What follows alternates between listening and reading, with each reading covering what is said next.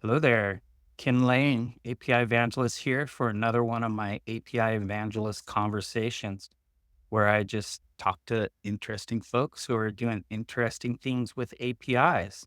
So let's not waste any time. Let's dive right in and find out who we have here today. Hey, who are you? Hi, I'm Luke. I'm founder and CEO of Stadia Maps, and we offer a map and location API service for developers to use to integrate location into any part of their products. My background really goes back to starting as a technical developer. Have been using APIs kind of from the beginning of my career, mostly at startups, creating products that consume APIs, creating APIs as a product. And now for the last few years, I focused on creating a company with an API as the primary product. Interesting. Well, I want to come back to the product piece there, but first I want to know why a mapping API? What on the earth makes you think you can take on Google Maps and the other incumbent? Well, I would like to say it's because we had this grand plan of absolute dominance and we knew we could do it. But at the end of the day, we actually were just kind of naive and we had a problem and we thought we could solve it. If anyone has used Google Maps, you can look at their pricing over the last 10 years. And 10 years ago, it was pretty much free. And so almost every developer in the world had used Google Maps API for something. And then about 8 years ago, they changed that and they went from free to costing quite a lot. And that hit a company I was working at pretty hard. There was a very small part of the site that was very useful, but really couldn't justify a cost of hundreds of dollars a month. And my co-founder and I looked at the problem and said, there's this great source of data called OpenStreetMap. Why don't we see if we can solve this problem for the company we're working at? And then because we really wanted to create a company at the same time, we said, why not make Stadia Maps? Why not sell this API to everyone else? Because everyone else is having this problem too. And out of that, we created kind of our first two APIs, which was mapping and then routing. And we kept thinking, well, no one's stopping us, so let's keep doing this. People are buying. Let's create something real here. And so fast forward 8 years, we were crazy, but it actually ended up working out in the end. I'm a big fan of that kind of energy and wanting to build something, and especially in the big shadow like that. And I'm kind of I like building startups. I've been part of lots of different startups, and I love building new products and kind of bottom up. I would say product led motions for building startups is a pretty common approach, and I'm a fan of, and I feel like we're pretty good at it. But when I'm at a company that kind of hits Series C, Series D, not Google's kind of was on a different trajectory, but I'm going to use it as a parallel. One of the things you do is you start charging more after you kind of build critical mass, and then some people kind of go a little too far with that. So what are your thoughts on product led growth in that way? It's a really good question. We actually were definitely product led for the vast majority of our time, and even now we're mostly product led growth. We've listened to clients quite a bit, and our product roadmap has been less about us having a grand vision of this is exactly what we want to build, but more about listening to the clients we have today and making sure that we're building the next thing they need. Um, and when you look at that in terms of pricing, um, what thing we've always tried to do from the beginning is when we look at building a new service, sure, we look at the service market for that particular product. Let's say it's a particular kind of map. But we also look at it from first principles. We ask, what should this cost? If we just look at it in raw terms, what is the actual technical requirements to go into this product? What are the data requirements? What are the kind of operational requirements? And then from there, come to a number that gives us a really solid margin and then build the product knowing this is the target we want to be able to hit. Let's see how we can architect systems to hit this target. And that's led us to do some very interesting things over the course of our kind of life as a company. Everyone would tell you not to build a CDN. I would tell you not to build a CDN, but we actually ended up building a CDN very early on in the company. And we still run on the same CDN because one of the key cost inputs for map tiles is the cost of delivering them to the client, which is mostly bandwidth and request count, which when you have map tiles, they tend to be really high number of requests and really large amount of bandwidth. You put that together and people end up with CDN bills that are much higher than any of the application stack. And so we ended up building a CDN, creating a much better cost of kind of delivering the product than our competitors. And that's allowed us to price very competitively in the market. We have had price changes because obviously things cost more than they cost 8 years ago. But when you look at kind of the amount we cost relative to the market, we've been trying to keep that quite consistent. And so that when companies come to us, they know they can start for a reasonable price. And then as they scale, they can stay in kind of an economically viable solution. So good to hear. Okay.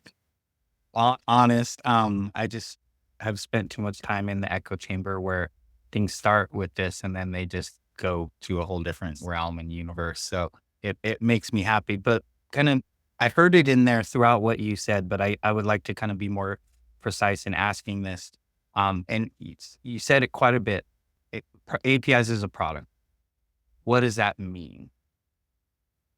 It means that the thing we primarily sell is not our dashboard or analytics. It is endpoints for developers to use. What we track people using is number of API requests. What we sell is credits to get access to APIs. And so basically everything we bill for comes down to the API as a product. And that's to get different kinds of data, because fundamentally an API is a request and a response. So if you look at our map API, it's a request for a part of the world at some scale and a response with the data for that part of the world. Or if you look at our geocoding service, it's a request with a search string, for instance. So you search for Paris, France, and you get back a response, which is JSON, and it says Paris, France is at these coordinates. It's in this country. It's in this continent. These are this postal code, things like that. And that's to me what an API as a product looks like. It's actually kind of the raw technical details of a request response. And that's the fundamental business unit that you're kind of selling.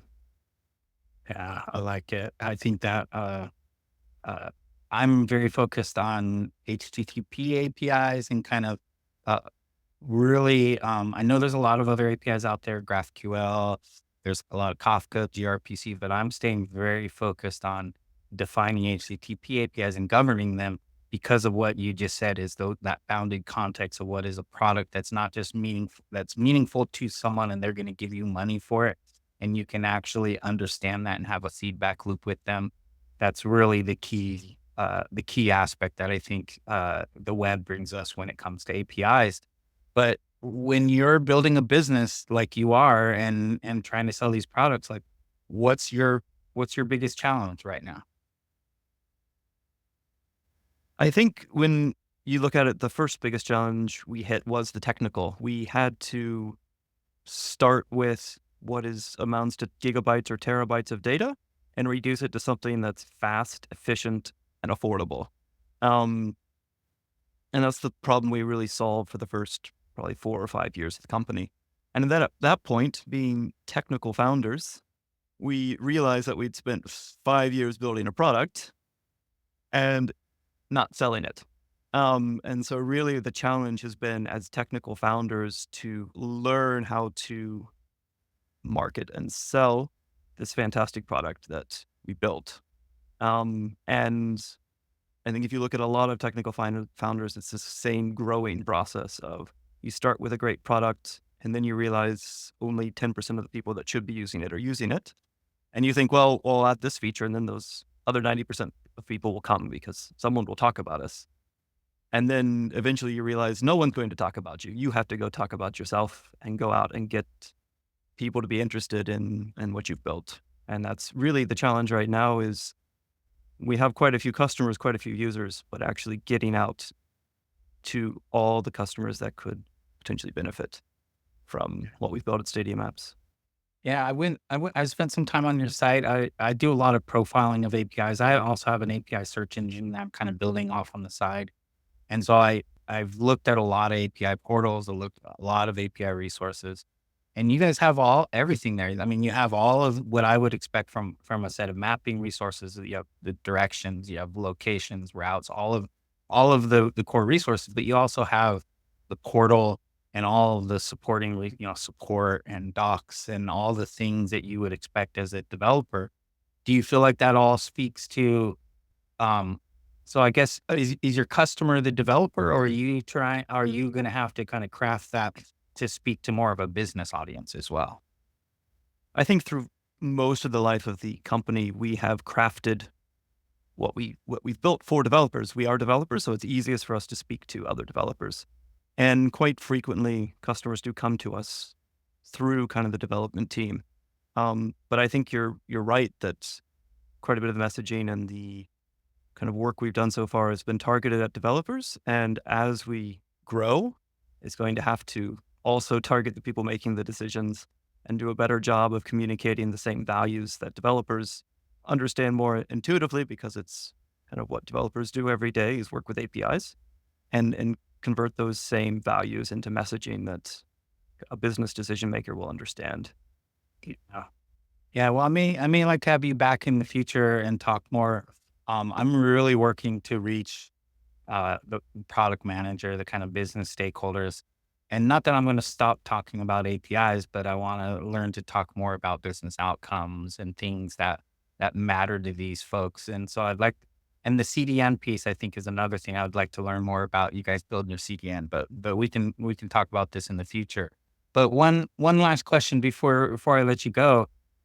Why do you do this? Are you really into mapping APIs? Like what keeps you coming in every day? I think it's really started because I love maps. I've loved maps since I was a kid, and the idea of being able to create something so visual and so aesthetically pleasing, and then create a business out of that is just it really is a kind of self-supporting cycle of building a cool map, seeing people use it, and that's really grown from just loving maps to helping companies and fundamentally people solve problems. And I think as a technologist, that's what I've always tried to do is take technology and use it to solve problems, not just create technology for its own sake. And creating a company is really the best way in my mind to do that because you get instant feedback. People give you money because you're solving their problems, and you get to use that as a feedback loop to then create a better product that solves more problems for more people. And I'll emphasize you're building a company that has customers. You're not building a startup with massive investors and massive scale. You're building an actual business, and I appreciate that. I think that's a really important piece of the API realm, and I like seeing it, and I want to support more of it. So thank you.